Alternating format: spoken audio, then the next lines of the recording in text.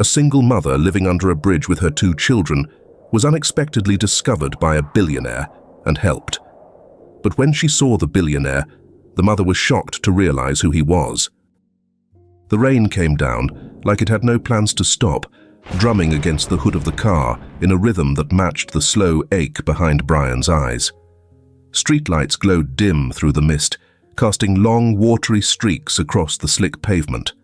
Seattle, soaked and silent at this hour, felt more like a memory than a city. Brian Martin leaned back into the leather seat of his black Mercedes, one hand gripping the steering wheel, the other loosely holding a take-out coffee cup, long gone cold. He hadn't taken a sip since the boardroom lights faded behind him an hour ago.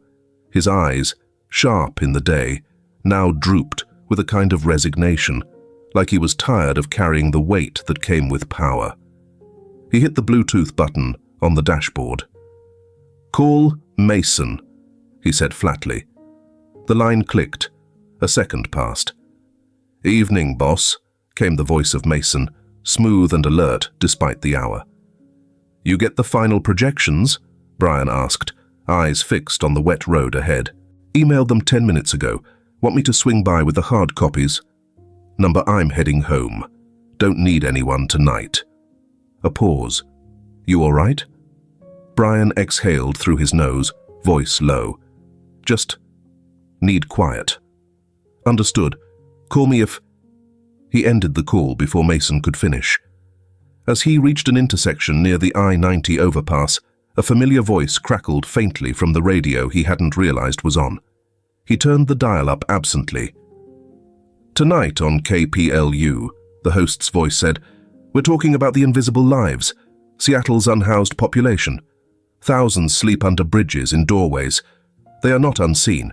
We just stopped looking." Brian's fingers curled around the wheel.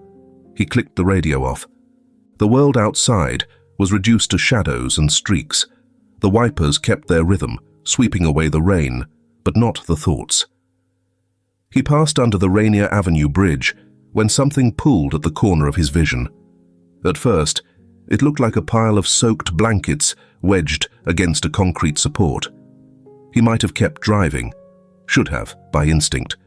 But then he saw movement, a small head, maybe a hand, and then a voice. Fragile, barely a whisper, but piercing through the patter of rain like a pin through skin. "Mum, it's cold." Brian slammed the brakes. Tires hissed against wet asphalt. For a moment, he sat motionless, breath caught somewhere in his throat. He leaned forward, squinted, a shape, no 3, huddled together. A woman, maybe, wrapped around 2 children like a failing umbrella. "God," he muttered. He blinked hard, looked again. No, it wasn't his mind playing tricks. "Not tonight," he murmured, jaw tight. "No one should be out in this." He turned on the hazard lights and eased the car toward the curb. Rain pelted the windshield. As he opened the door, the cold hit him like a slap. His breath fogged instantly. From beneath the bridge, the figures stirred, the woman's face barely visible in the dark, her arm pulling the children closer. He hesitated by the edge of the road. A voice behind him broke the spell. "Bit late to be out here alone, Mr. Martin." He turned. It was Clarence, the old night guard from the office tower he'd left earlier, apparently walking toward the bus stop. He held a soggy umbrella that had seen better decades. "Clarence," Brian said, surprised. "Didn't expect you here." "Didn't expect you to stop for anything that wasn't in a quarterly report," Clarence chuckled, then nodded toward the underpass. "You okay?" Brian looked back toward the shadows. "I don't know," he said. "I just, saw something." Clarence followed his gaze. When his eyes adjusted, he let out a soft, knowing sigh. "You sure you want to get involved in that?" he asked, not unkindly. "I'm not sure of anything right now," Brian replied. "But I can't drive away." Clarence didn't answer. He only nodded, gave a small salute with 2 fingers, and turned back toward the road. Brian stepped closer, hands raised slightly, as if approaching a wounded animal. "Hey," he said gently. "It's okay. I'm not here to hurt you." The woman flinched, shifting to block him from the kids. Her voice cracked. "We're fine." "You're not," he said, quiet. "You don't have to trust me. Just let me help. I've got a warm car, blankets, food, silence." The kids didn't move. The little one's eyes were open now, wide and glassy. The older one held tightly to the woman's coat. Brian took off his own overcoat and laid it on the sidewalk between them. "I'll leave this here. You don't have to go anywhere. Just take it." She didn't move. Then, after a long beat, she whispered something that he almost missed. "Why?" He paused. Rain soaking through his shirt now. Breath coming out in clouds. "I don't know," he said, "but something tells me I'd regret it forever if I didn't stop." And that was the truth. A weak wind crawled through the concrete bones of the overpass, funneling the rain in thin, icy ribbons. In the distance, the city blinked with indifferent lights, muffled by fog and the hiss of water on asphalt. Under the Rainier Bridge, the shadows didn't move unless the cold made them. Brian stood still, coatless now, his hands red from the cold. The woman hadn't moved. Neither had the children. She huddled around them, her body acting as both shield and shell. He could see the tremble in her shoulders, the way her fingers gripped the thin fabric of the boy's hood like a last thread. From the car's open trunk, Brian pulled out a thick, folded blanket. He always kept one there for emergencies. This probably wasn't the kind he had imagined, but somehow it felt exactly right. He knelt slowly, placing the blanket halfway between them. "It's dry," he said, "and clean."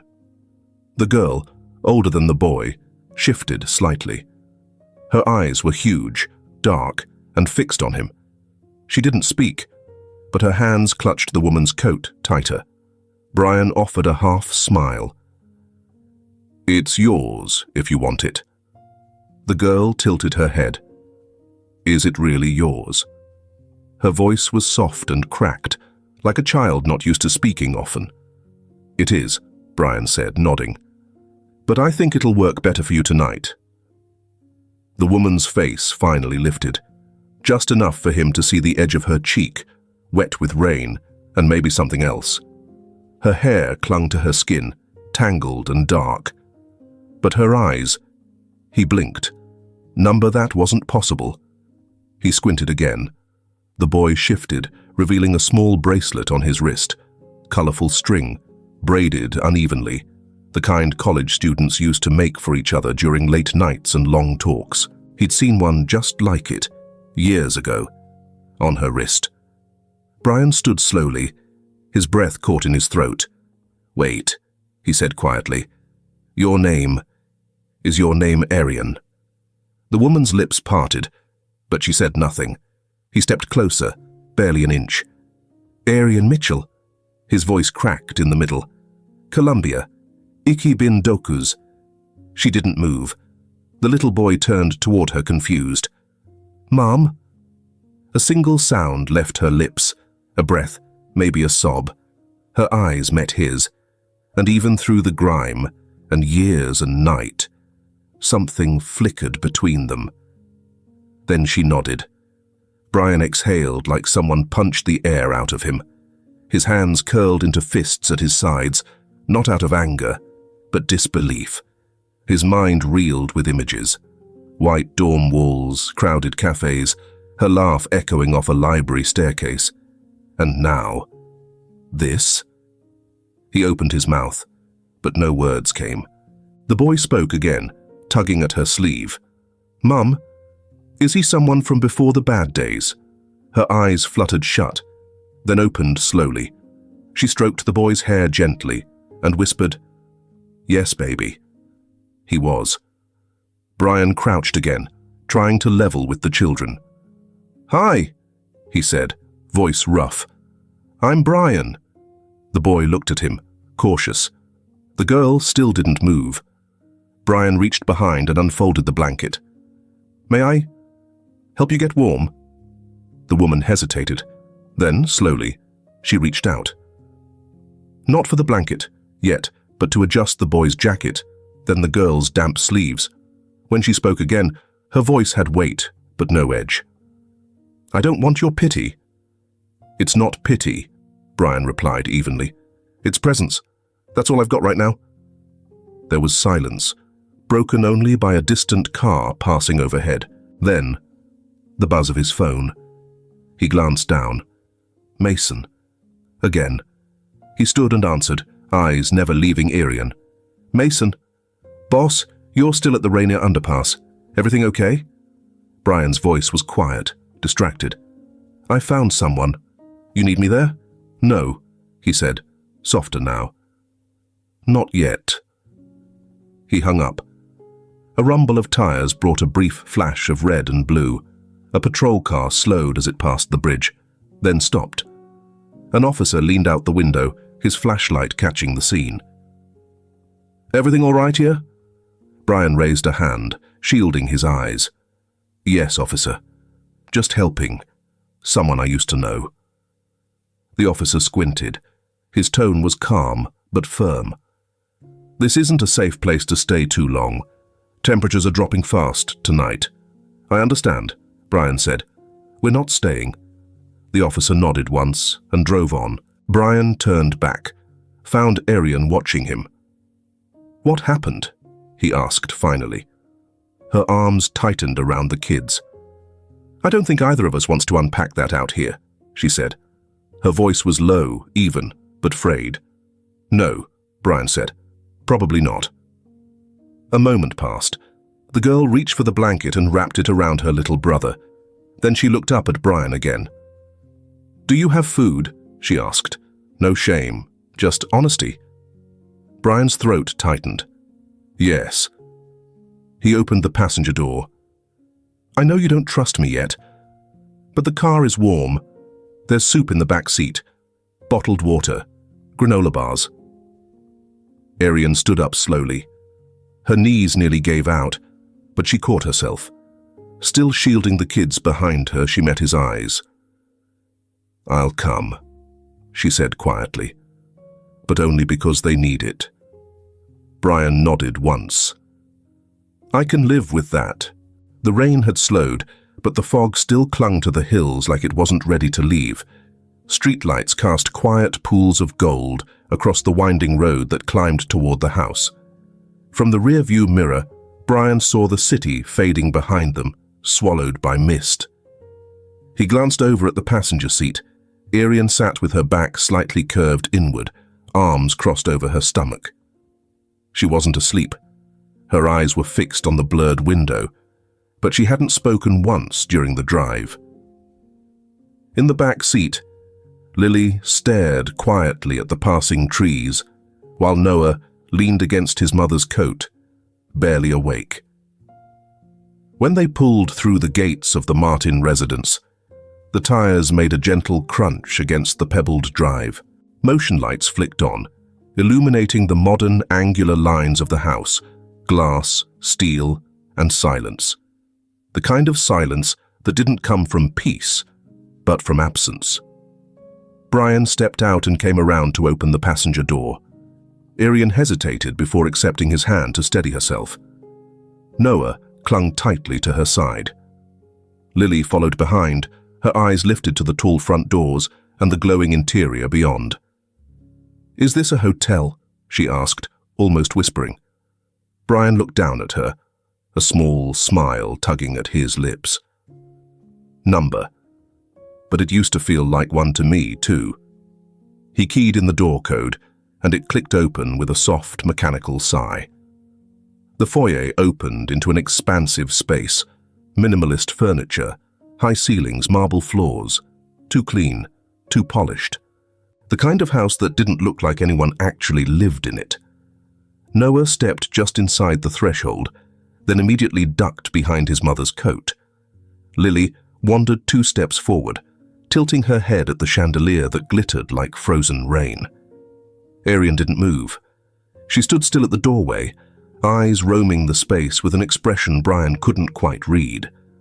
Before he could speak, soft footsteps echoed down the hallway. "Mr. Martin," came a voice, gentle, measured. Sarah, the housekeeper, appeared, a folded dish towel still in hand. She paused when she saw the unexpected guests. "Company this late?" she asked, her tone mild, but her brow slightly raised. Brian offered a quick nod. "They'll be staying tonight. Maybe longer." Sarah's eyes flicked to Arian, to the children, then back to Brian. "Shall I prepare the guest suite?" "Make it 2, Brian said quietly. She hesitated for half a second. No judgment, only awareness. Then nodded. "I'll set them up in the east wing." As she turned down the hallway, Lily tugged on Arian's sleeve. "Mum, are we staying here?" Arian knelt beside her daughter, brushing hair from her cheek. "Just for tonight," she said, barely audible. "I promise." Brian stepped aside to let them pass, but Arian lingered at the door, her hand resting on the frame, like it might burn her to let go. "I don't know what this is," she said, not looking at him. "You don't have to," Brian replied. "Tonight is just warmth, nothing more." She looked at him now, fully. Her face was pale, hollowed by fatigue, but her eyes held something sharp. "You don't need to do this." "I know." "Then why?" He took a breath. "I'm not doing it because I have to. I'm doing it because I couldn't drive away. Not again." Her jaw tightened. "This isn't about you." "No," he said, "but I still showed up. That's got to mean something." There was a long pause. Behind them, Sarah returned, giving a small nod. "Rooms are ready." Arian walked past Brian without a word, guiding the kids gently behind her. Noah gripped her waist as they crossed the polished floors, his sneakers squeaking faintly.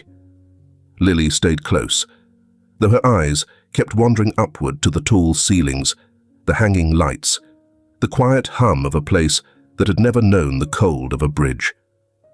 Halfway down the hall, Arian stopped. A painting hung on the wall, abstract waves in green and slate blue.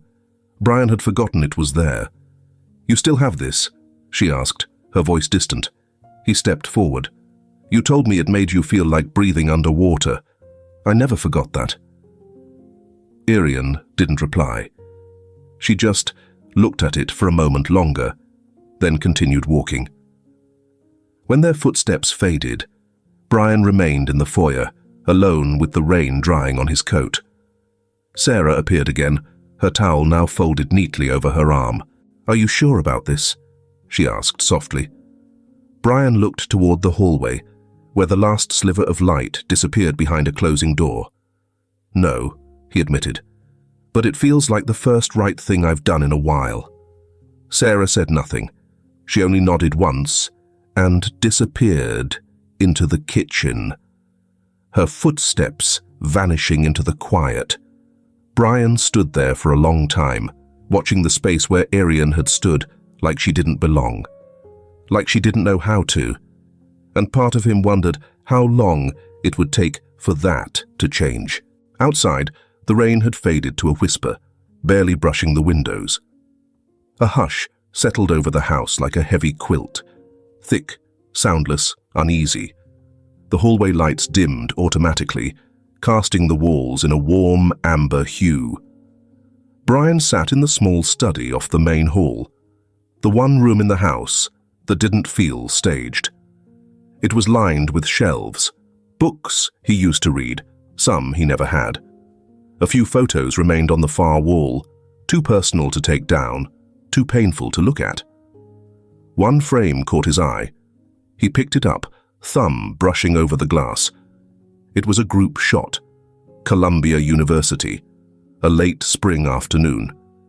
Everyone was smiling in that half-faded, chaotic way people do in their 20s. There, on the edge of the frame, was Arian, hands tucked in her coat pockets, coffee in one hand, looking away from the camera, toward him.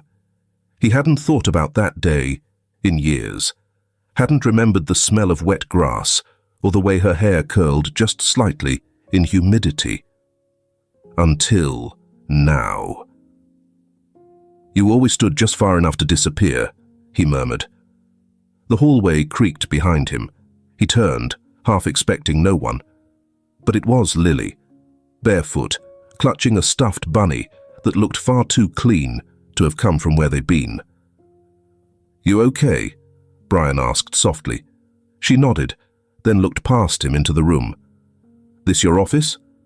He smiled. "Kind of." She wandered in, looking around like she was entering a museum. "Do you live here all by yourself?" Brian leaned back in his chair. "Yeah, I guess I do." She scrunched her nose. "That's sad." He laughed, quiet and real. "You're not wrong." She stood beside the desk, looking up at the shelves. "Can I pick a book?" He nodded. "Anyone you like?" She ran her fingers across the spines, chose a thin poetry collection. She didn't open it, just held it. Then looked at him again. "Thank you for letting us come here."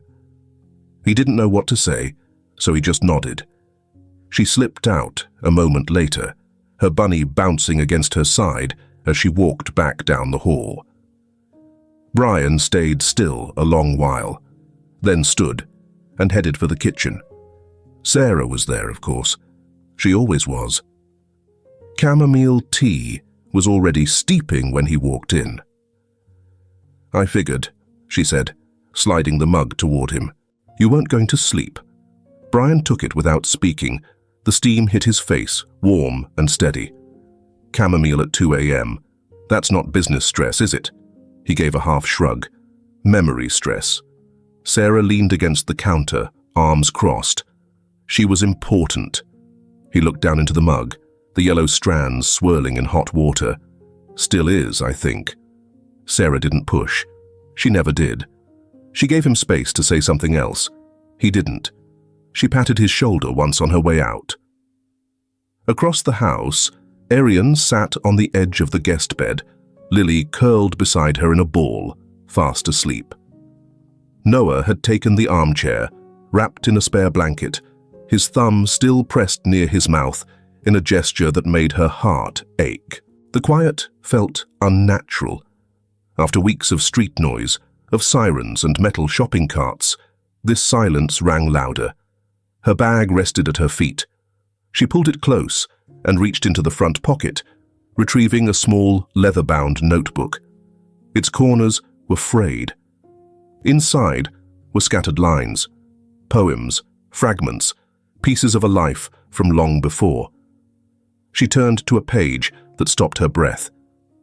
"We don't say goodbye when we're scared it's goodbye for real." She had written it the day before graduation. Her fingers hovered over the ink.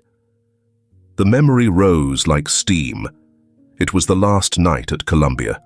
The quad was strung with lights, full of laughter and cheap champagne. Brian had been there, surrounded by friends, smiling, talking. She had stood under a tree, half hoping he'd look her way, half praying he wouldn't. He never did. Or maybe he had, and chose not to. She'd turned and walked away before she had the chance to regret it, or confess anything, or say goodbye. A soft sound pulled her back to the present. Lily murmured in her sleep, "Daddy, why did you leave?" Arian froze. She moved closer, brushing hair off her daughter's forehead, pressing her lips gently there. "He didn't know, baby," she whispered. "No one knew." Her eyes burned, but she didn't cry. She hadn't in a long time. She rose quietly and walked to the window. Rain had started again, barely visible on the glass. The moon sat low behind clouds. She watched it for a while, then reached out and placed her hand on the cold pane. Somewhere down the hall, in another room with old photos and warm tea, Brian Martin was staring at a memory of her. And she wondered if he too was wide awake, grasping at the edges of something unfinished. The morning sun didn't blaze through the windows. It crept, soft and pale, painting long slivers of light across the kitchen tile. The rain had stopped some time before dawn, leaving behind wet leaves on glass and a hush that felt newly washed. Inside the Martin house, the quiet still held, but it had shifted, less like absence, more like pause. Arian sat on the wide kitchen bench with her knees pulled up, arms around Noah. He had climbed into her lap not long after waking, his hair still tousled, eyes heavy but alert, in the way young children carried exhaustion like a scarf, not a weight. He whispered, "Mum, was that man your friend?" She looked down at him, brushing a bit of sleep from his cheek. "A long time ago," she said. "We knew each other when I was in school." He nodded against her chest. "He talks quiet." Arian smiled faintly. He always did. The kitchen door opened behind them. Noah tensed a little, but didn't hide. Brian stepped in, holding 2 mugs. He wore a navy sweater, the sleeves pushed up, and for the first time, he looked like someone who lived here rather than someone who managed it. "I made coffee," he said, setting a mug on the counter. "And there's hot chocolate if anyone's interested." Noah's eyes flicked up. He didn't speak. Brian crouched down, arms resting on his knees. "I'm Brian," he said gently, "but you can call me Bree, if that's easier." Noah stayed quiet. His thumb found the edge of his blanket and started worrying it. Brian tilted his head. "Do you like dinosaurs?" Noah blinked. Slowly, he nodded. "I have a bunch of Legos in the den. We could build a T-Rex that flies." A pause. Then, very softly, "With lasers." Brian smiled.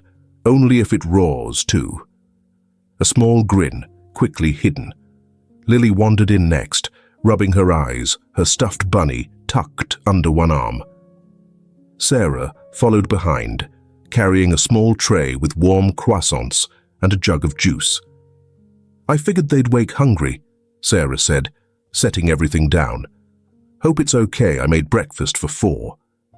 Arian stood, smoothing Noah's hair. "That's very kind." "Thank you." Lily climbed onto one of the kitchen stools and blinked at Brian. "Are you going to eat with us?" she asked. Brian hesitated. "If that's all right with you." She nodded and pointed to the seat next to her. "You can sit here." Noah slid off Arian's lap and joined them at the table. His legs dangled, not quite touching the floor. Sarah poured juice into small glasses and handed a mug to Brian before stepping back toward the doorway. But as she passed Arian, she paused and leaned in just a touch. "They like him," she murmured. Arian kept her eyes on the table. "That's what I'm afraid of." Sarah's voice stayed low. "Sometimes the hardest thing is letting someone be good to your kids." And then she was gone. Noah picked up a croissant, bit the edge, then paused. "Choo... Bree?" Brian turned, mid-sip. "Do you have cookies too?" There was a pause. Then Brian stood. "You just made my morning," he said, already heading toward the pantry. "Let's see what we've got." Lily giggled. Arian looked over and caught a glimpse of something she hadn't seen in a long time, a version of her children without weight pressing on their shoulders. For a moment, she let herself be still and just watch. Brian returned with a small tin of butter cookies and placed it gently on the table like it was a sacred offering. "Emergency stash," he said. Noah clapped once, then remembered himself and looked to Arian for permission. She nodded slowly. He chose one, then looked up. "Can I call you Uncle Bree?" Brian blinked. His throat worked once before he nodded. "I'd be honored." Arian turned to pour herself coffee, but her hands paused mid-air. She wasn't ready for this. And yet, watching Brian lean toward Lily, listening intently as she described her favorite book, seeing Noah slowly inch closer, one hand already touching Brian's sleeve, something in her chest unclenched. This wasn't safe yet, but it wasn't fear either. It was a beginning. The clouds hadn't entirely left. Morning came in grey layers, filtered light spilling across the windshield as the car pulled up to a low, modern clinic tucked between coffee shops and law offices. It was the kind of place you drove past, unless you knew what you were looking for. Brian knew. He parked. The engine cut. Silence filled the car. Arian sat in the front seat, Lily and Noah in the back, all three dressed in new, simple clothes Sarah had quietly laid out for them that morning. Noah's hoodie still had the store tag tucked into the seam. Lily clutched her bunny like it was a passport. Brian turned slightly, his voice quiet. "Dr. Patel's expecting us." Arian didn't answer at first. She stared through the window, lips slightly parted, as if searching for an exit that wasn't there. Then she unbuckled, opened the door, and stepped out without a word. Inside, the waiting room smelled like lavender and faint antiseptic. Dr. Patel appeared within minutes, mid-50s, calm hands, eyes that read more than they let on. She greeted them with a warm smile. "Brian, you brought friends." He gestured slightly. "I need a full checkup, all three of them." Dr. Patel nodded, folding her arms gently. "You've got it. One at a time.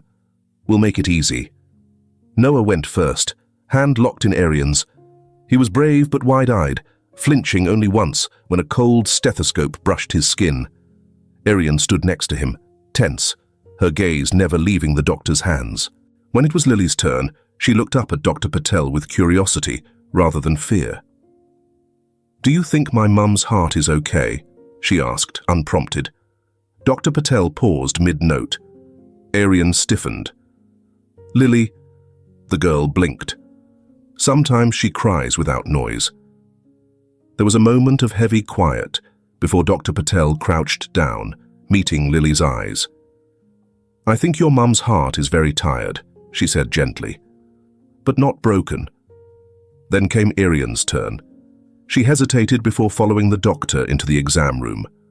The door closed behind them. Brian sat with the kids. Noah played with a puzzle app on the tablet Brian offered. Lily drew on a napkin with a pen she found in his coat pocket. "She draws a lot," Noah said. "Mum says it's how Lily talks when her mouth's too tired." Brian nodded. "That's smart."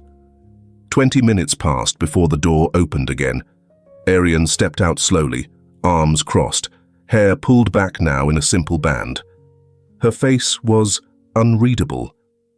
Brian stood, but didn't move toward her. "Everything all right?" She looked at him, and her voice was low, clipped. "Thank you, but you don't need to fix me." "I'm not trying to fix you," Brian said carefully. "I just want you to stand like you used to, like the version of you I remember." Something flickered in her expression, pain, maybe, or recognition. She said nothing. The salon was tucked next to a used bookstore, its windows fogged with steam from blow dryers and morning chatter. The moment they stepped in, Arian's steps slowed. "Do we have to?" she started. "You don't have to do anything," Brian said, "but I thought maybe it could feel good to feel like yourself again." A stylist named Kendra came over, her short purple bob bouncing with every step. "This to the one?" she asked playfully. "Let's give her a crown she forgot she was wearing." Arian gave Brian a sidelong look. He held up both hands in surrender. Lily giggled. "Can she get curls?" Kendra winked. "She can get anything she wants." Arian sat down. Kendra worked quietly, gently, and spoke only when necessary. Brian waited outside with the kids, crouched beside them on the bench. Noah was building a block tower on his phone. Lily was inspecting a rain puddle like it might hold secrets. "Uncle Bree?" she asked. "Yeah?" "You're nice. But you look tired." Brian huffed a soft laugh. "It's been a long few days. You should color with us. That helps." He didn't argue. He took the little sketch pad Lily offered and began tracing shapes in the corners. When Arian finally emerged, her shoulders were straighter. The haircut was simple, chin length, and clean. For the first time in days, maybe longer, she looked less like someone surviving and more like someone just standing. Lily gasped. "You look like you again, Mummy." Arian froze. Her hand touched her own hair, then dropped. She didn't speak. Brian opened the car door for her. She got in without protest. Their last stop was a small boutique a few blocks away. Not expensive, just quiet. "Welcome." A young saleswoman named Anna helped Arian into a fitting room, laying out some clothes while chatting gently.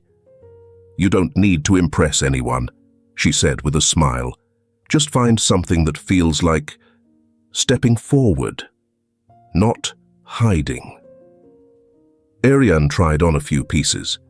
She stepped out in a pale grey sweater and jeans that fit properly, shoes that weren't falling apart. Brian stood outside, holding a bag of clothes for the kids. When he saw her, he didn't speak immediately. She raised an eyebrow. "Don't say it." "I wasn't going to." "You were thinking about it." He tilted his head. "You look like someone who belongs in her own skin again. That's all." A long pause. She took the sweater off the hanger and folded it neatly. "Thank you," she said, this time not cold. Just tired. Brian didn't push. He simply held the door open as they left. As they walked toward the car, Noah tugged at her hand. His voice was soft. "You look like you again, Mummy." This time, she didn't freeze. She just smiled, small and real. "Yeah," she whispered. "Maybe I do." From Capitol Hill, the city stretched wide and distant, its skyline softened by the morning haze. Maple trees lined the narrow street, their leaves turning gold and rust, carpeting the sidewalks in quiet decay. The apartment building stood on a sloped corner lot, modest, brick-faced, with ivy crawling halfway up its walls like time trying to catch hold. Brian's car pulled into the small lot behind the building. Arian sat stiffly in the passenger seat. Her fingers curled around the strap of her bag, even though they'd stopped moving. "This is it," Brian said, turning off the engine. Noah pressed his face against the window behind her. "Is this a hotel again?" Brian smiled gently. "Not quite. Somewhere better. Somewhere that can be yours." Arian didn't respond. She opened the door and stepped out slowly, scanning the building like it might reject her presence.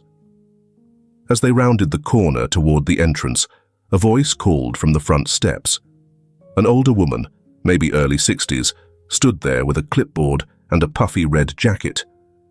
"You must be the Martins," she said, eyeing Brian with familiar amusement. "Or, I should say, his latest secret mission." Brian chuckled. "Mrs. Hanson, meet Arian, and her kids, Lily and Noah." Mrs. Hanson's eyes softened as she looked at Arian. "Quiet eyes," she murmured. "I like quiet eyes. Come on, let's get you settled." The building's entry smelled faintly of lemon cleaner and old wood. The stairs creaked under their weight, but not unpleasantly. It sounded like something living. At the third floor, Mrs. Hanson unlocked a door and stepped aside. "Here we go. Unit 3C. Fresh paint, clean sheets, decent view, and a good coffee shop around the corner. What more can a girl ask for?" Brian handed Arian the key. She didn't take it right away. "I had the lease written in your name," he said, watching her carefully. "Utilities covered for 6 months. After that, it's yours to decide." Arian reached out slowly, then paused. "Why would you do this?" "Because people take better care of what they believe is theirs," he said simply. Inside, the apartment smelled faintly of cedar and something warm, maybe the sun hitting the floorboards through the sheer curtains. It wasn't large, 2 bedrooms, a modest kitchen, a couch still in its plastic wrap. Clean, safe, too still. Lily wandered in first, her eyes wide as they took in the small living room. She hurried to the kitchen and stopped at the window. "Mom, come see this." Irian followed slower. She stood beside her daughter and looked out. There, just beyond the fire escape, was a towering maple tree, its branches flaring in red, gold and orange like flame caught mid-bloom. "It's like fire," Irian whispered. Lily beamed. "It means we're lucky." Noah tiptoed in behind them, his small hand slipping into his mother's. He looked up at her uncertainly. "Mom, can I turn the lights on?" Irian hesitated, eyes flicking to Brian. Then she nodded. "Yes, baby. This is home now." Noah reached for the switch, and the room warmed instantly with soft yellow light. Irian looked down at her feet. The floor was clean. The air didn't smell like mold. The walls weren't closing in. Still, her shoulders curled in a little, like she wasn't sure if she was welcome in a place that didn't require her to fight. She turned back toward Brian. He stood just inside the doorway, hands in his pockets, waiting, not assuming, not commanding, just there. He stepped forward and held out a small envelope. Keys. 3 copies. She took them without meeting his eyes. Then he said quietly, "This door is yours. You have the key. I'll only knock, if I'm invited." A beat of silence. "Thank you," she said, her voice low, cautious. "For everything?" "No," she shook her head. "For knowing when to stand outside." Brian gave a faint smile. "You'll do fine here." "I don't know if I remember how," she said. "Start with the light switches," he replied gently. Noah ran back to her then, arms outstretched. "Mummy, look, there's a closet just for toys." She caught him in her arms, and for the first time since they'd walked in, she laughed. Short, breathy, but real. Mrs. Hanson appeared in the hall again, holding a folder. "Signed you up for tenant access and laundry codes, and don't worry, I screened the neighbors like the FBI." Irian gave her a small, grateful nod. Brian stepped back toward the door. "I'll leave you to settle in." He hesitated. "You've got my number." "I know." He lingered a moment longer, then turned to go.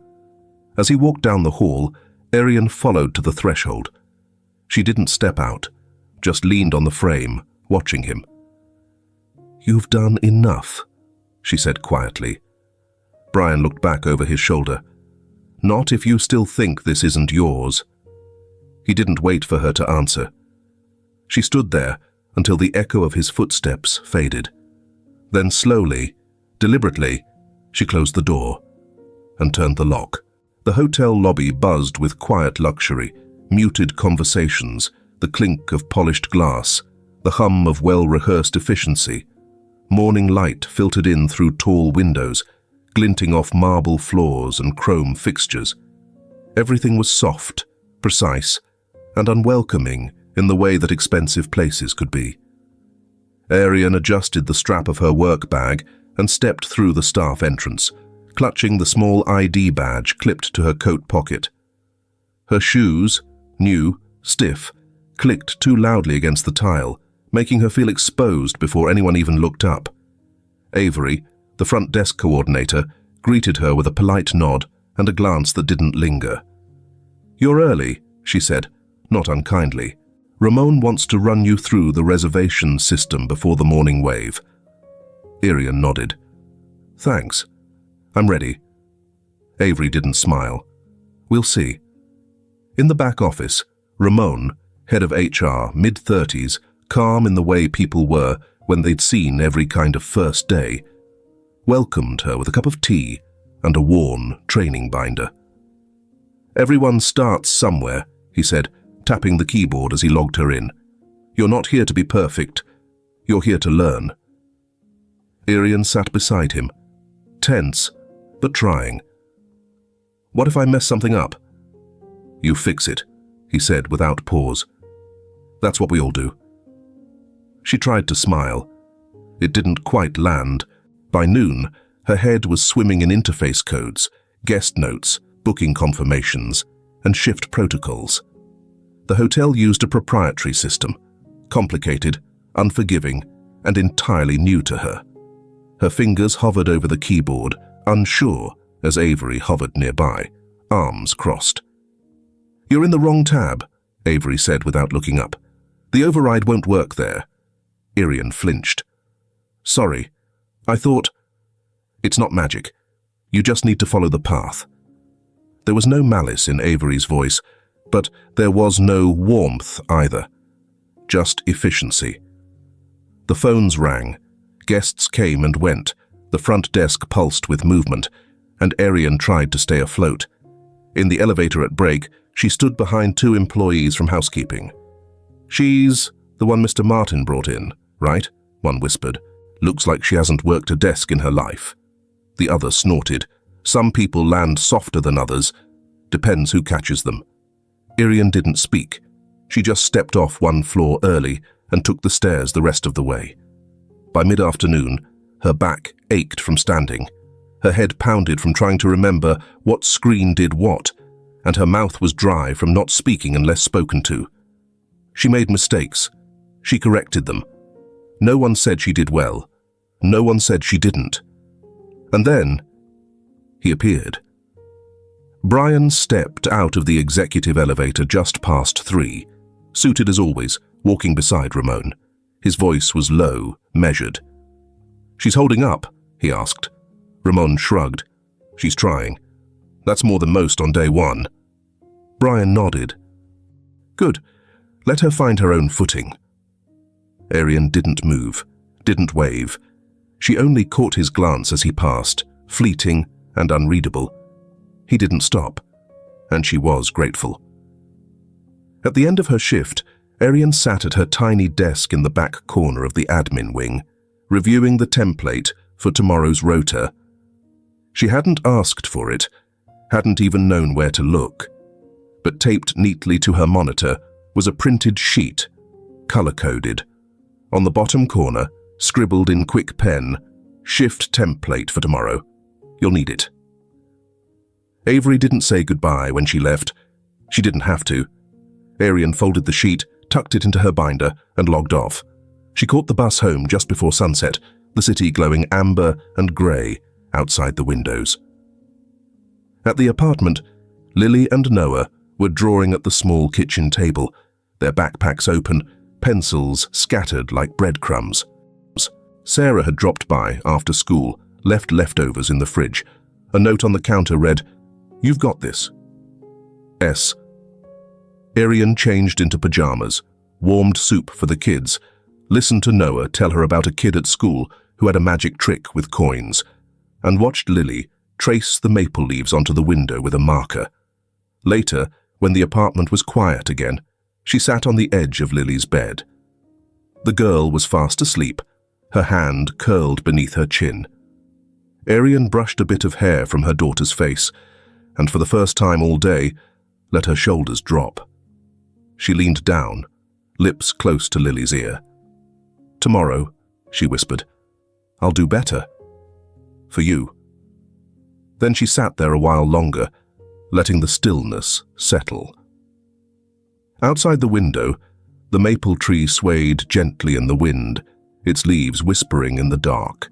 The early evening painted the sky in soft violet and charcoal streaks, the kind of color that only stayed a few minutes before fading into black. Streetlights flickered on one by one as the city slipped into dusk. Brian's house, tucked at the top of a quiet hill, glowed warm behind its windows, inviting but not showy, elegant but not intimidating.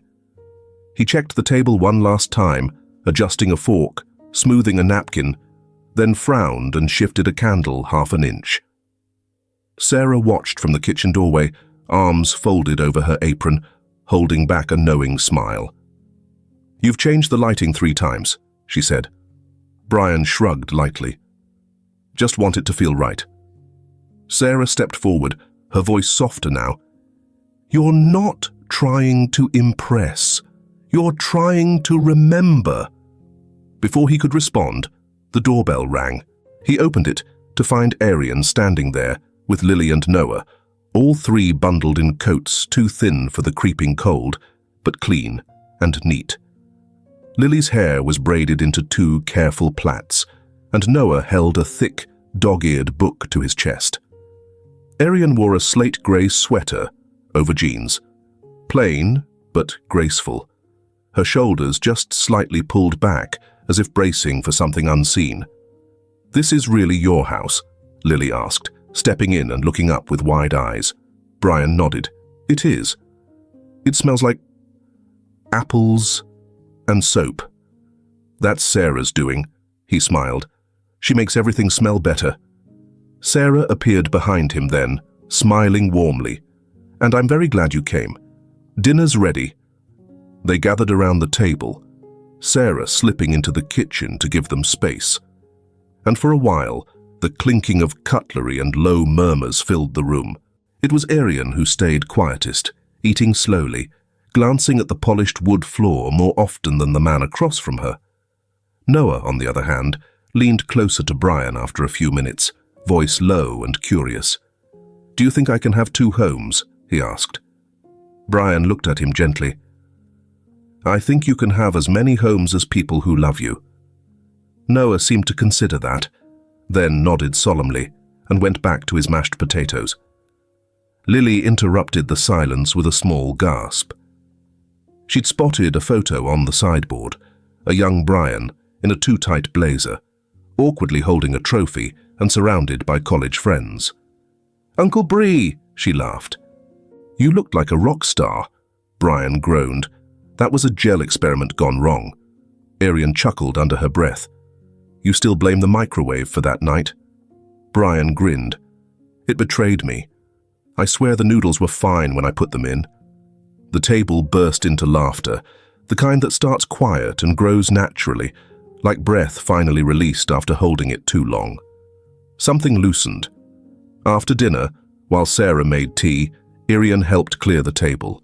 She rinsed the plates at the sink, while Brian dried beside her. They moved without speaking for a moment, then he handed her a towel. "You always hated doing dishes," he said. "That was before it meant having a kitchen," she replied softly. He didn't answer. Didn't have to. In the living room, Noah flipped through his book on the couch, while Lily colored at the coffee table. The house felt lived in, for the first time in a long while. But eventually, time asked to be noticed. Arian glanced at the clock and stood. "We should go," she said. "They have school in the morning." Brian nodded, grabbing his coat. He drove them back in silence, the city quieting with the night. Outside the apartment, Arian unbuckled the kids, helped them out one by one. Lily sleepily waved goodbye as Brian crouched to tie Noah's shoelace. "Thank you," Arian said at last, her voice nearly lost in the wind. "For dinner. And the story." Brian's gaze lingered on her, steady. "There are more, if you ever want them." She didn't answer, just gave a slight nod, then turned toward the building. Brian watched as they walked up the stairs, Arian with one hand on each child's shoulder. She didn't look back. The door closed gently behind them. The porch light flickered once and held. Brian stayed there for a few more seconds, alone under the quiet sky, hands in his pockets, jaw tight with thought. "You're still you," he thought. "Still fire and grace and stubborn quiet. But can you still belong in the world I've built? Or was I just a detour on the way back to yourself?" He turned, finally, and walked back to his car.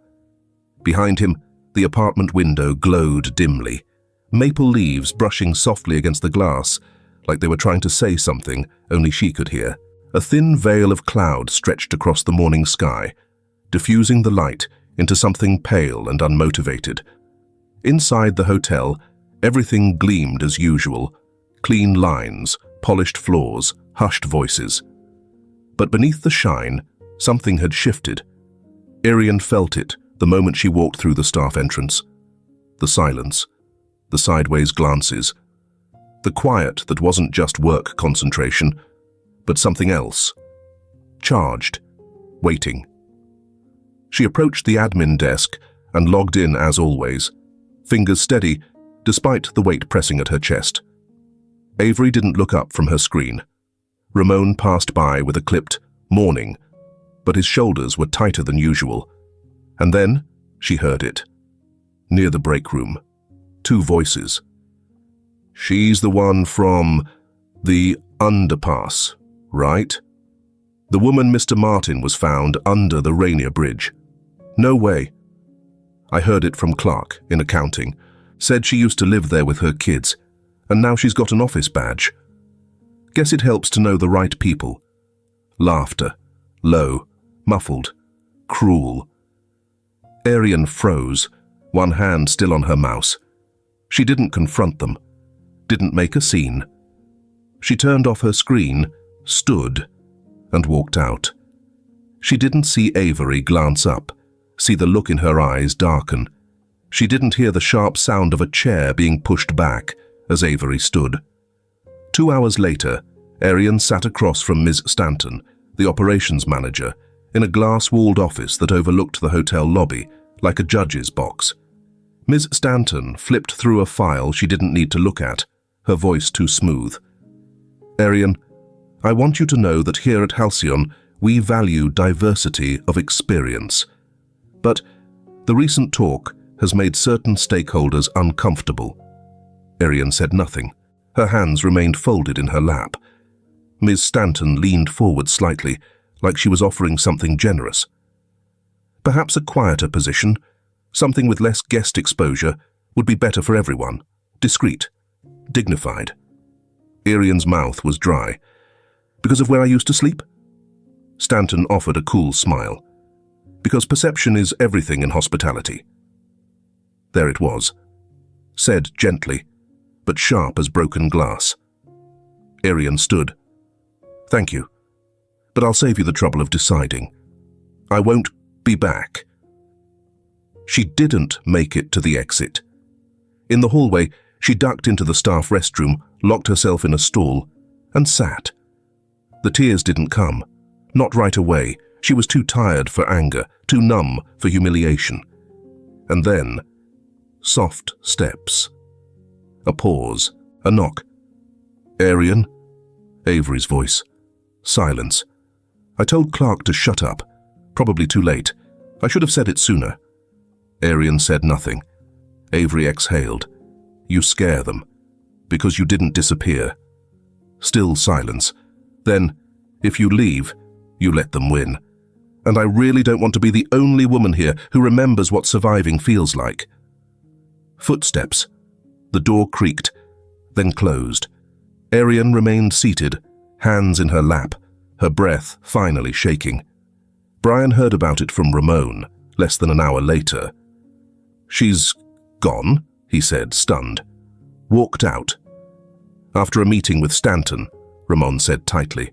"I think it was planned. They wanted to humiliate her." Brian was already standing.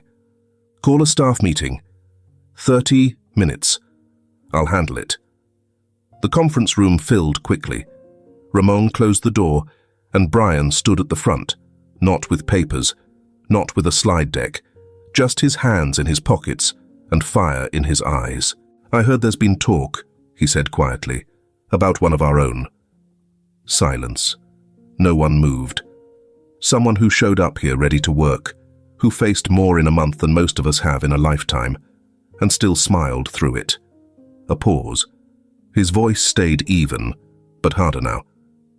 "Let me be very clear. We did not build this company so we could turn our noses up at those who've fallen. We built it to prove that anyone can rise." His gaze swept the room. "If you think you're better than someone because you've never been broken, leave now. There's no room for cowardice behind glass walls." Silence stretched, heads lowered, no one left. By the time Brian arrived at Arian's apartment that evening, the sky had cracked with rain, the air thick with the taste of something unsettled. He knocked once, twice. No answer. He was about to turn away when the door opened. She looked tired, her face bare, hair still damp from a shower. Her eyes were unreadable. "I heard about the meeting," she said. "You should have called me," he replied, quiet. "I didn't want rescuing." "That wasn't rescue," he said. "That was war." She folded her arms. "It doesn't change anything. I don't belong there." Brian didn't argue. He just reached into his coat and handed her a small envelope. "What is this?" she asked, opening it. A folded piece of lined paper, written in shaky purple crayon. "Dear Mommy, I like when you go to work because you smile different. The real kind. Please don't stop. Love, Lily." Arian's hand covered her mouth. She turned away quickly, but not fast enough to hide the way her shoulders shook. The next morning, the lobby felt no different, polished and perfect. But when Arian walked through the door, the silence was different too. This time, it wasn't laced with judgment. Avery looked up from her desk. "You're late," she said, dry. Arian smirked just slightly. "Traffic." "Welcome back," Avery replied and handed her a fresh shift list. Across the floor, a few eyes still lingered. Curious. Hesitant. Let them wonder, Arian thought. Let them watch. She had work to do, and someone small waiting for her to come home with the real kind of smile. The autumn afternoon unfurled like a slow breath. Soft light slanting through thinning trees, their golden leaves stirring in a wind too gentle to call a breeze. At Madison Park, the lake shimmered faintly beneath a quilt of cloud-filtered sun, its stillness broken only by the occasional ripple from a curious duck or a leaf dropping like a whisper onto its surface. Children ran along the edge of the grass, their laughter untroubled, skipping between benches worn smooth by the seasons. Ariane stood still for a moment at the edge of the path, breathing in the scent of cedar and damp earth. The day was warmer than expected, but she kept her coat closed out of habit. A few paces ahead, Lily tugged at Noah's sleeve, urging him toward the lake, with her kite tucked beneath one arm. Homemade and a little uneven, Noah, with his ever-present comic book clutched in hand, followed obediently, already mid-sentence in the story he'd been telling since they left the car. Brian stood beside her, quiet, hands in his pockets, watching them. "They're starting to memorize the trail," he said, his voice low. They knew where the benches would be. Arian glanced at him sideways. Children remember everything, especially the safe places. Brian nodded once, but didn't speak again. They walked slowly behind the kids, their footsteps light against the gravel path. The silence between them wasn't awkward anymore. It had evolved, becoming something settled, familiar, even necessary. The lake glinted to their left, framed by weeping willows and maples just beginning to turn. Every few minutes, a breeze would gather just enough force to send a scattering of leaves tumbling across the water like confetti from some invisible celebration. The park was neither full nor empty, just alive in the way quiet places are when people pass through them with respect. Lily stopped near the open slope leading down toward the water and turned. "Can I fly it now?" Arian nodded. "Go ahead, just stay where we can see you." Lily grinned and darted into the open, her kite rattling in her grip. It caught almost instantly, jerking upward with a tug that made her squeal in delight. Noah watched her, unimpressed. "It's not aerodynamic," he muttered. Then to Brian, "Want to see the villain I drew?" He opened his sketchbook and pointed. A tall, exaggerated figure with sharp eyebrows and a crooked tie stood in the center of the page. Flames licked up behind him. "I gave him your forehead," Noah said proudly. Brian smirked. "It's disturbingly accurate." Arian laughed under her breath and moved to sit on a nearby bench. The wood was cool but dry, and the view, Lily running under her kite, Noah leaning against Brian's knee while explaining his plot lines, was more than enough. She didn't always know how to name this stage of her life. Not recovery, exactly. That felt too clinical. Not happiness either. It was quieter than that. But something had shifted. The clenched part of her, the part that had learned how to brace for rejection, for disappointment, was finally loosening. Brian joined her on the bench, brushing a leaf off the armrest before he sat. "You okay?" he asked. She nodded. "I'm learning to be." They watched the kids together. Noah had dropped to the grass and was now pretending to be a robot. Lily, the kite still dancing above her, narrated his every move with dramatic flair. "I think she might be a writer," Brian said. "I think they both might be everything," Arian murmured. Sarah's voice broke through the peace a few moments later. "Well, if this isn't the most suspiciously beautiful afternoon gathering." They turned to see her approaching from the opposite trail, hand in hand with a man wearing a checkered scarf and sheepish expression. Lily, seeing her, dropped the kite string and ran over. "Sarah? Is that your boyfriend?" Arian groaned audibly. Brian covered his mouth, failing to suppress a laugh. Sarah looked down at Lily, then back at her companion.